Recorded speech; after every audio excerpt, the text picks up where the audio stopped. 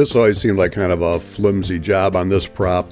These clothes spinning around in this tank, it looks like there's a small person in there with just a handful of wet cloth and a few suds in there wiping it on the window. You can clearly tell it's not filled with water. And then a little later here, it looks like they maybe did add more water. When he's pulling the clothes out, they're actually sopping wet and dripping. After all, a man works his way up to be captain of his own ship. Here the skipper had to do a little overdubbing on this line. You can tell by looking at his lips that he actually said captain of his own boat. After all, a man works his way up to be captain of his own ship. And then he had to overdub with captain of his own ship. After all, a man works his way up to be captain of his own ship.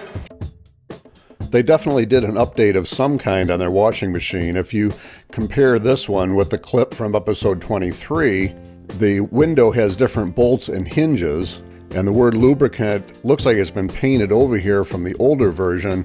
However, the old one also had this drive shaft running through the side of it, and I don't see any indication of that on the new one. That would be quite a patch job. So maybe they had several of these barrels and they just made a variation for the new one. And here again, we get to see a color version of the comic book that Gilligan is reading. This is the same one he was reading in episode 24. Here we can see after Ginger messes with the robot and speeds him up, as the camera continues on Ginger as she crouches down behind the lounge, you can see these two wooden dishes here on the corner of the table, and then immediately following they are gone, and the robot did not throw them. This looks like a nice comfortable seat that this robot's sitting on. I'm sure they had to design it like that so that he could straddle the thing to get on. Compare it to what Gilligan got to use. Here again, they did a good job with this golf ball. I don't think it's stop animation because anytime you use that, you always will see some type of camera movement or camera shake, especially back in the 60s. And also, if you look at the grass to the left, it's blowing quite naturally with the wind, and that would be jerky if it were stop animation as well. Compare this shot here with the next one, which is a closer shot. The professor must both yank the radio closer to him because here you can see it's closer to the edge of the table, and also must knock Mrs. Howell on the ground at the same time because she's not in this shot.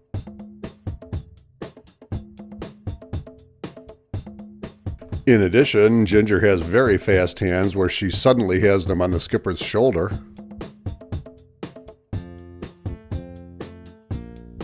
And yet another example of an establishing shot here of the skipper and Gilligan's hut moving into the action in the professor's hut.